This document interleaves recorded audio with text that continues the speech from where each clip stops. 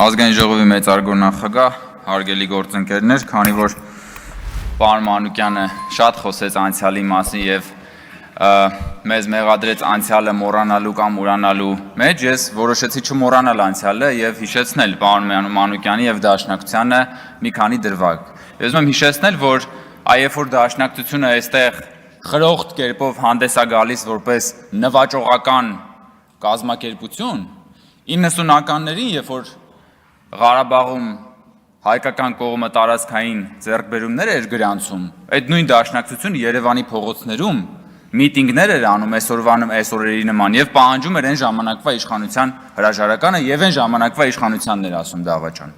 Այսինքն, բայ եթե այդքան դուք տենց հողեր նվաճող եք, բա այդ ժամանակ ինչ էիք խոսում, այդ ինչ ցույցեր էիք անում այդ ժամանակ, կամ որ ասում է դուք հրաժարվում եք անցյալից, դուք հրաժարվում եք մեր ինքնությունից, հա։ Բա այդ երբ որ Թուրքիայի նախագահը գալիս էր Հայաստան-Թուրքիա ֆուտբոլային խաղը նայելու, այդ ցեղասպանությունը ուրացողներ, խեիք Ծիծեռնակաբերդի լույսերը անջատում։ Այ Արարատը ուրացողներ, ինչի եք հավաքականի մարզաշապիկից Արարատի պատկերը հանում։ Բայց սա դուք եք կարել ձեր իշխանության ժամանակ, բա ուրացել եք, խեք ուրացել, հա։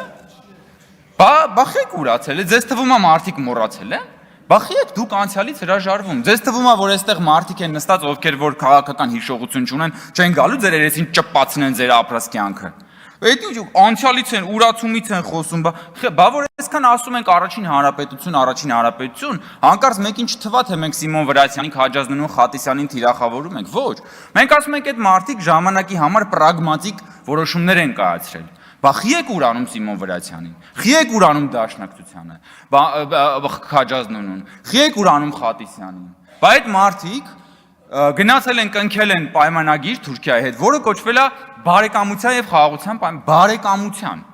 Հիմա եթե դուք մեզ մեղադրում եք Թուրքիայի հետ հարաբերությունները նորմանացնելը համարում եք դավաճանություն, ուրեմն դուք Խատիսյանին, Քաջազնունին, Վրացյանին համարում եք դավաճան։ Դուք ուրանում եք Խատիսյանին, Վրացյանին եւ մյուսներին, հետեւաբար դուք չեք իրական դուք ուրացել եք Դաշնակցությունը։ Դուք ուրացել եք Դաշնակցության արմատները։ Այստեղ նստածները դուք ընդամենը բռնազավթել եք Դաշնակցության բրենդը եւ եկել այստեղ նստել եք ու բան Դաշնակցությունից եք խոսում, բայց Դաշնակցության ժառանգությունը հենց Վրացյանն է, Քաջազնունինն է, Խատիսյանն է, մյուսներն է, դուք ի՞նչ կապ ունեք Դաշնակցության հետ։ Դուք մերկանցիլ քաղաքական խմբակ եք, որոնք որ ամենատարբեր այս րոպեական քաղաքական շահի համար պատրաստ եք եղել Ծիծեռնակաբերդի լույսերը անջատել ու այսօր եկել եք ցեղասպանությունից եք խոսում, մեզ էլ մեղադրանքները կնչեցնում։ Արարատից մենք ենք հրաժարվել, ասում եմ խեք շապիկից հեռացրել բանը, երբ որ Աբդուլլա Գյուլը եկել էր Հայաստան։ Հեսա լիքը բաներ եք ասել, կանրադառնա։ Հա, Գեգամ Մանուկյանը ասում է, ցիտում է իր ելույթից,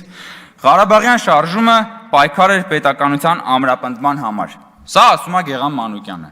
Այս հայտարարությունից բխում է, որ Ղարաբաղյան շարժման հետևանքով Հայաստանի Հանրապետության պետականությունը պետք էր ամրապնդվի, ճիշտ է։ 1994 թվականի զինադադարից հետո ընդամենը 2 տարի անց Հայաստանում սկսվեց ընտրակեղծարարության մեխանիզմը, առաջին անգամ կեղծվեցին ընտրությունները։ Կարճ ժամանակ անց Հայաստանում տեղի ունեցավ հեղաշրջում հենց իրենց ղեկավարի ուրեմն կողմից եւ ակտիվ մասնակցությամբ։ Այսինքն, երբ որ մենք խոսում ենք պետականության ամրապնդման մասին, չենք կարող խոսել ընտրակեղծարարության մասին, ժողովրդի կամքը գողանալու մասին, ժողովրդին բռնանալու մասին։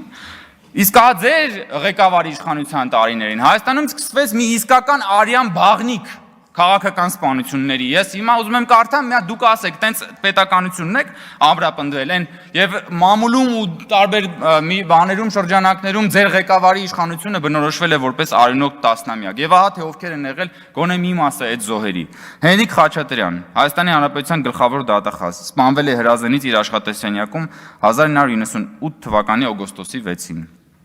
Արամ Կարապետյան, Հայաստանի Հանրապետության տրանսպորտի նախկին դատախազ,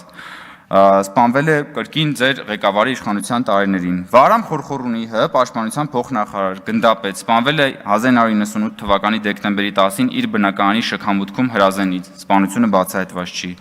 Արծրուն Մարգարյան, Հայաստանի Հանրապետության ներքին գործերի փոխնախարար, սպանվել է 99 թվականի փետրվարի 9-ին պաշտոնական վարկածով 2 կրակոցով։ Ինքնասպանություն է գործել, մի անգամ կրակելով գլխին, մի անգամ սրտի շրջանում։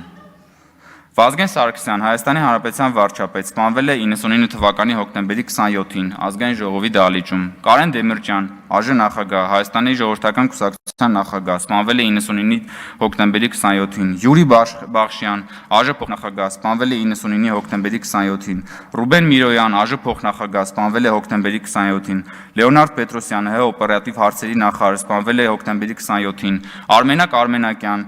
ԱԺ պատգամավոր, սպանվել է հոկտեմբերի 27-ին։ Հենրիկ Աբրահամյան, ԱԺ պատգամավոր, սպանվել է հոկտեմբերի 27-ին։ Միքայել Քոթանյան, ԱԺ պատգամավոր, սպանվել է հոկտեմբերի 27-ին։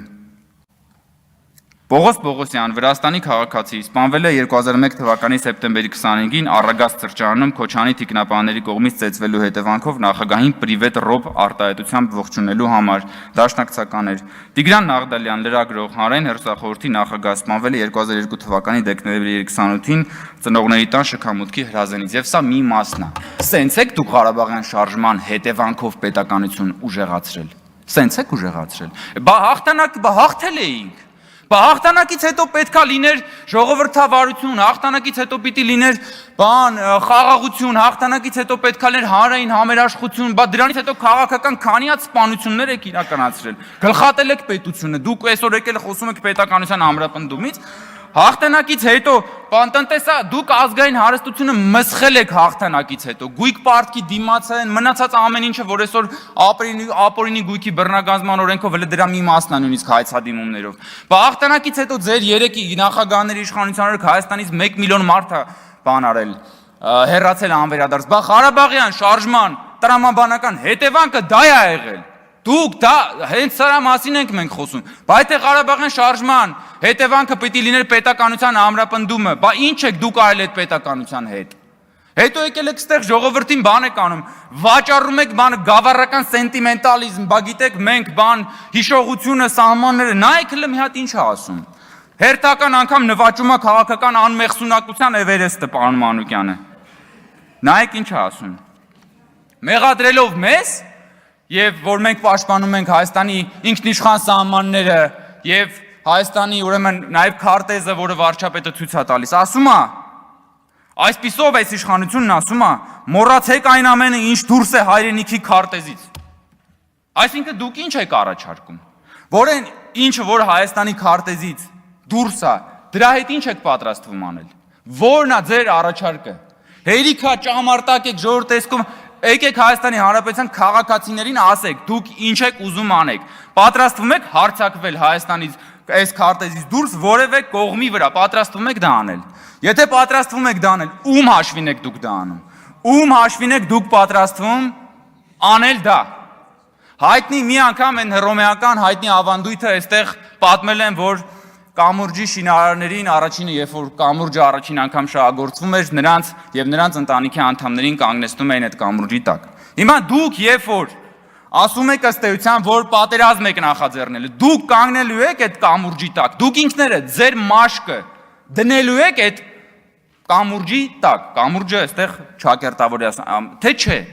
Մնացածը ժողովուրդ ուղղակի ցնդաբանություն է, ինչեր եք խոսում, ինչ հեքիաթի մեջ եք ապրում դուք։ Ձեզ թվում է դուք եք վիրավորում մարդկանց բանականությունը։ Ձեզանից ինչ հարենասեր։ Դուք վաճառել եք, դուք ես էլի այն անգամ ասեցի, դուք Արարատը մոնետիզացրել եք։ Հետո այդ նույն Արարատը, երբ որ Թուրքիայի նախագահը եկել է, հանել եք Հայաստանի հավաքականի շապիկից, գոնե մի եկեք այստեղ բան ձևացեք։ Կույս ձևացեք։ Ինչ վերաբերվում է մեր քննարկվող հարցին։ Այստեղ արձանագրվեց, ես ուզում եմ եւս մեկ անգամ արձանագրել։ Հայաստանում երբեք անկախացումից սկսած, երբեք մամուլը այնքան ազատ չի եղել, որքան այսօր։ Դա ուղղակի դա աքսիոմատիկ ճշմարտություն է։ Հայաստանում չի եղել նման բան, որ ընդդիմությունը տիրապետի լրատվական դաշտի 90%-ին, իշխանությունը 10%-ին։ Հայաստանում երբեք չի եղել, որ իշխանությունը, որ ընդդիմությունը տիրապետի 10 պատիկ անգամ ավելի շատ ֆինանսական ռեսուրսի, քան իշխանությունը։ Եվ ի վերջո ես նորից ուզում եմ այդ հարցը տալ, պարոն Մանուկյանը գնաց։ Ուր է Սրբազանի հարցազրույցը։ Դուք խոսում եք այստեղ մամուլի ազատությունից, ասում եք, որ մենք ճնշում ենք եւ այլ, բայց ձեր Սրբազանը, որի հետևից դուք գնում էիք, որը Էմիլ Սրբազանի հետ ձեր քաղաքական հոգեհանգիստներ կազմակերպում, դուք էլ հորժարաբար մասնակցում եք դրան։ Հետո գնում է ձեր հերոստատեսությունում հարցազրույց է տալի, ձեր շեֆին մի երկու թթու բան է ասում, այդ մարդու հարցազրույցը բան է կանում։ Չնայած նայել մի եսի միշտ չի Ստալինա սիրտ ուզում, դուք երևի իր սրտի հենց ուզած լրատվամիջոցներ, կետ չի հարցը, բայց դուք փաստացի ինքներդ խտրականության եք դիմում բանի նկատմամբ։ Եվ մի հատ ուրիշ ներողություն հիմա ավարտում, մի հատ ուրիշ պարադոքս կա, սիրելի գործընկերներ։ Ուրեմն այս ընդդիմությունը, խորհրդարանական ընդդիմությունը մեղադրում է իշխանությանը, որ իշխանությունը իրենց հետապնդում է, լցնում է բանտերը եւ չի թողում, որպեսզի իրենք քաղաքական գործունեությամբ զբաղվեն,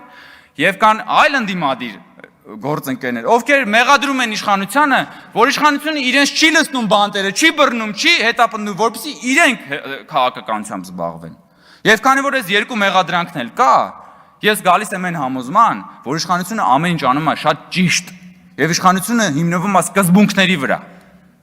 Եվ սա է իրականությունը։ Եվ նորից եմ ասում, Հայաստանի Հանրապետությունում երբեք մամուլն այսքան ազատ չի եղել, Հայաստանի Հանրապետությունը երբեք այսքան ժողովրդավար չի եղել, Հայաստանի Հանրապետությունը երբեք այսքան մեծ շանս չի ունեցել սեփական ինքնիշխանության պաշտպանության համար, ահա թե ինչու աղմկում է խորհրդարանական ընդդիմությունը։ Շնորհակալություն պարոն Կոնջյան, Տիկին Վարդան, ես անկեղծ չեմ հասկանում, ոնց կարելի է, որ մարդը ամբիոնից զոհված մարդկանց անուններ է տալիս, ասենց ժպիտը դեմքին նստել եւ վայելել, որ այսօրը Վազգեն Սարգսյանն է սպանվել, Խորխորունին է սպանվել, անենց եք ժպտում, ես ասենք զարմացած եմ, էլի, ասենք այդ ծիծաղն ու ժպիտը զոհերի անունները տալու հետ կապված, ամոթ է, էլի, ամոթ է, էլի, ամեն ինչ իր չափ ու ցինիզմն էլ իր չափ ու սահման ունի։